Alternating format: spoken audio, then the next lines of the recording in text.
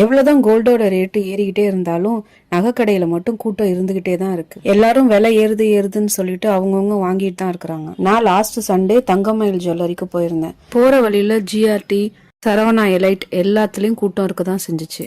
நகையை பத்தி எல்லாரோட ஒப்பீனியன் எப்படி இருக்குன்னு எனக்கு தெரியல. பட் என்னோட ஒப்பீனியன் வந்து எவ்வளோதான் விலை கூடுனாலும் அதோட வேல்யூ குறையாது. ஸோ நம்ம நம்மளால எவ்வளோ வாங்க முடியுமோ அதை நம்ம வாங்கணும். நம்ம 1 பவுன் வாங்கிட்டு இருந்தோம் அப்படின்னா இப்போ 1 கிராமாவது வாங்கணும். வாங்குறத மட்டும் ஸ்டாப் பண்ணக்கூடாது.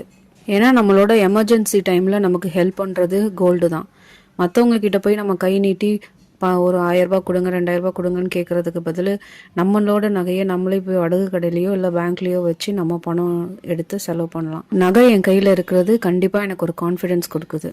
ஸோ நான் கண்டிப்பாக ஸ்டாப் பண்ண மாட்டேன். நகைச்சீட்டு போடுறதோ டிஜி கோல்ட்லேயோ இல்லை காயின் வாங்குறதோ ஏதோ ஒரு வழியில் நான் கோல்டை கண்டிப்பாக சேவ் பண்ணுவேன். அது என்னோட ஃப்யூச்சருக்கோ என் குழந்தைங்களோட ஃப்யூச்சருக்கோ இல்லை ஏதோ ஒரு எமர்ஜென்சிக்கோ அது ஹெல்ப் பண்ணணும்னு என்னோட நம்பிக்கையாக இருக்குது.